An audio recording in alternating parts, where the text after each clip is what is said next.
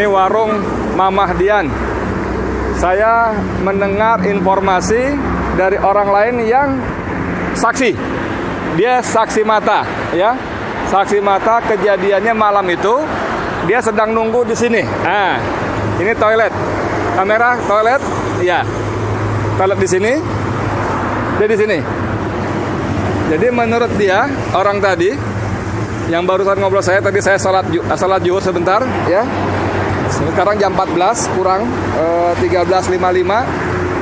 Tadi salat di musola situ. Lalu saya ngobrol, ada yang menjelaskan dia saksi mata. Nah, saksi mata, jadi ada mobil satu dipepet di Palang, maksud dia di Palang. Dan di situ polisi banyak banget. Bahkan kata dia sejak sore jam 6 itu sudah banyak polisi. Saya tanya berapa mobil? Mobilnya 10 mobil lebih, dan 3 diantaranya mobil resmi patroli. Dan itu memang dari sore katanya udah banyak polisi. Nah, ini kejadiannya kalau kata dia, dia tunjuk jarak, saya perkirakan dari posisi dia duduk dengan kejadian sekitar 8 meter. Jadi kalau polisi mengatakan ada baku tembak menembak, sekali lagi si saksi mata tadi yang tidak ingin ditampilkan nama apalagi wajahnya mengatakan cuma 2 kali, tidak ada tembak-tembakan. Dan dia mengatakan bahwa yang menembak adalah polisi. Orang yang di dalam mobil sama sekali tidak membawa senjata karena tidak melakukan tembakan balasan.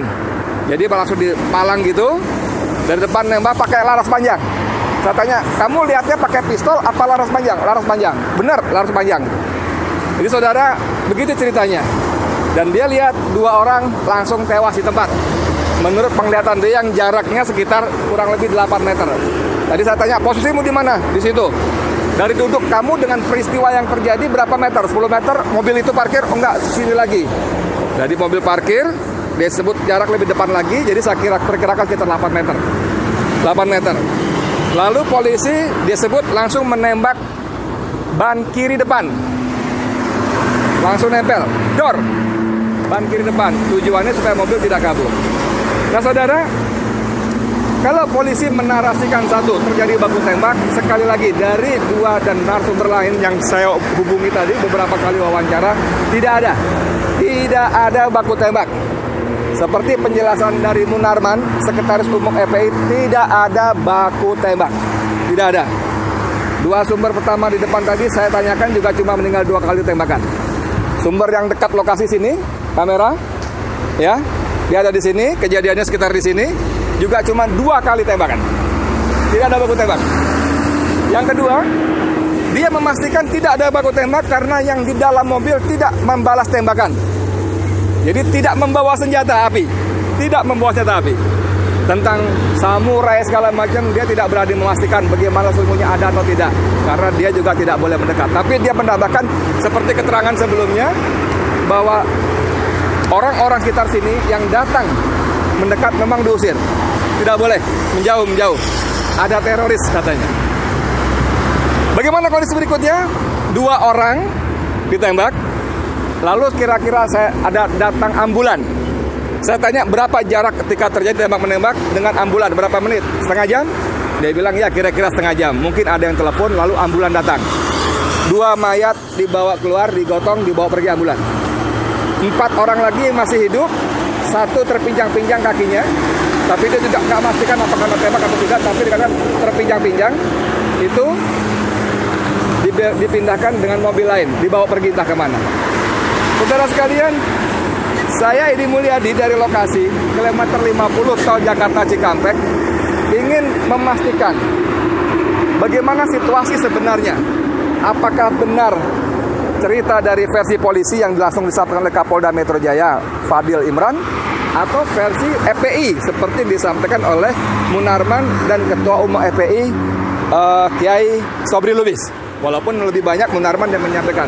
Jadi dari beberapa kejadian, beberapa keterangan saya sementara ini menyimpulkan bahwa informasi dari polisi tidak akurat. Saya tidak berani bilang bohong, tapi tidak akurat. Karena saya bicara dengan beberapa saksi, mengatakan memang tidak ada baku tembak, tidak ada tembak menembak.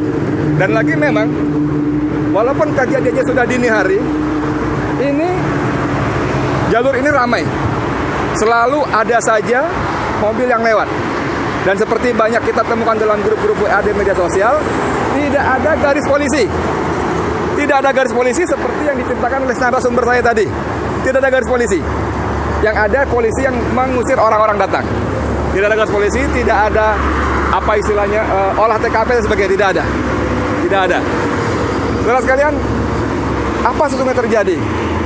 Sekarang kita baca bagaimana Komnas HAM dan berbagai lembaga-lembaga yang concern dengan hukum dan HAM, hak asasi manusia, sudah mulai bersuara. Ini diduga kuat ada abuse of power, ada penyimpangan kekuasaan, ya.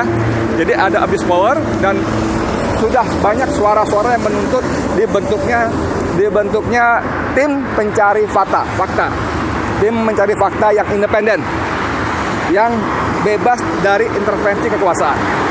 Kita bagaimana tunggu berikutnya, mudah-mudahan Allah semakin buka lagi. Allah buka lagi bagaimana kekuasaan sudah digunakan untuk hal-hal yang tidak pada tempatnya. Karena kalau dikuntit, harusnya yang menguntit itu tidak ketahuan, harusnya. Tapi ini kalau mereka menguntit, malah yang ada terjadi pembantaian, pembunuhan. Jadi tidak menguntit lagi. Lagi kalau orang Balang mengatakan, para ahli hukum, atas dasar apa Habib dikuntit? Kejahatan apa? Ini kan cuma dituduh melakukan pelanggaran protokol dan sudah membayar denda, ya kan? Jadi tidak ada pasal-pasal, tidak ada alasan logik yang membenarkan penguntitan terhadap Habib. Tidak boleh, tidak ada. Dan diperlakukan seperti itu. Kalau dikatakan bahwa karena diduga akan mengerahkan massa pada pemeriksaan tanggal Senin, tanggal 7. Ya, orang Habib sedang keluar Jakarta. Ini posisi kilometer 50 dari Jakarta menuju Cikampek. Ya, dari Jakarta menuju, itu artinya keluar Jakarta. Dan seperti penjelasan dari FPI, bahkan saya ketahui itu pengajian keluarga inti di Kerawang. Ya, kita tunggu, semoga Allah bukakan lagi pintu-pintu kebohongan yang dibangun dari satu kebohongan yang lain. Sekian dari saya, Edi Mulyadi, untuk Forum News Network. Assalamualaikum warahmatullahi wabarakatuh.